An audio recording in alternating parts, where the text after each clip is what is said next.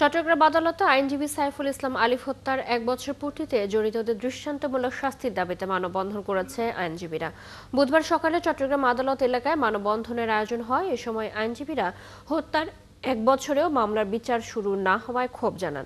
পাশাপাশি ঘটনার সাথে জড়িত সবাইকে আইনের আওতায় আনার দাবি জানান। গত বছরের ২৬শে নভেম্বর রাষ্ট্রদ্রোহের মামলায় সনাতনী হিন্দু জাগরণ জোটের মুখপাত্র এবং ইসকনের সাবেক নেতা চিন্ময় কৃষ্ণ দাসের জামিন নামঞ্জুরের পর চট্টগ্রাম আদালতে সংঘর্ষ হয়।